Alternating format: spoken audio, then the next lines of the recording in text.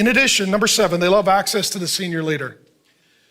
If you're a leader in your business, if you're a leader in your community, if you're a leader in our church, if you're a leader in your home or family, this spirit wants to get as close to the top as possible.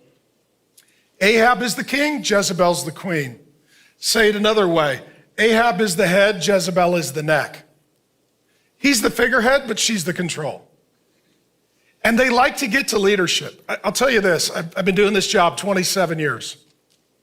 As soon as, this will be fun. This will be like therapeutic for me. So I'll never forget the first time we had a very tiny little core group. I was in my 20s, young pastor, didn't know what I was doing. I mean, our church is like the size of a Mormon family. It's like not a big deal, you know?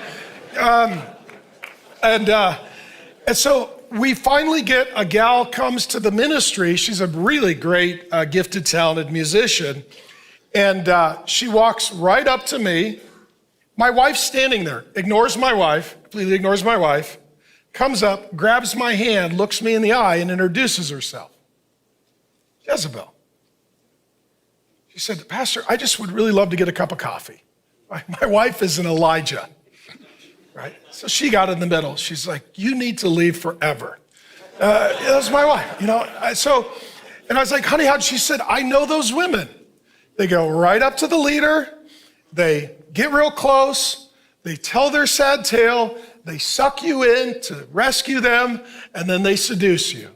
I was like, thanks for telling me. Right? Thanks for not looking like Elijah, but thanks for acting like Elijah, sweetheart. Right? If you're a leader, you know exactly what this is like.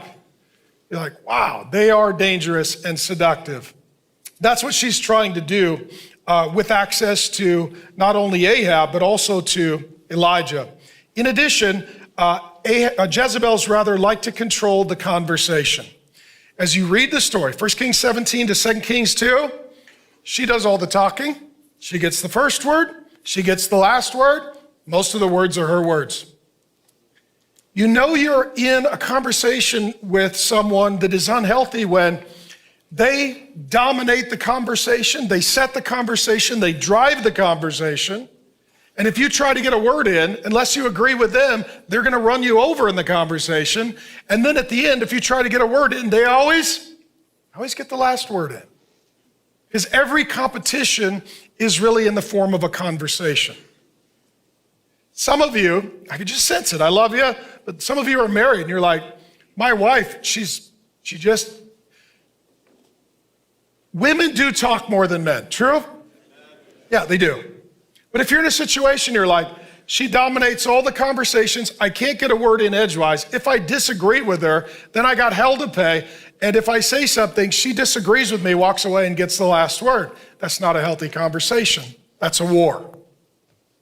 They also control platforms. A platform is a point or position of leadership from which someone exercises authority. So they had these Bible teaching schools. She closed them. That's literally cancel culture. She canceled the Christian schools. Elijah is a preacher. She's trying to kill him, literally deplatform and silence him. Her goal over and over and over is to control platforms. Anywhere there is a leadership position, she's either going to take it over or she's going to tear it down. That's what they do. Either I'm in charge or it's getting burned to the ground. These people will burn a church to the ground. They'll burn a ministry to the ground. They'll burn a business to the ground. They'll burn a family to the ground if they don't get to be in control of the platform. If I'm not the boss, there will be no boss.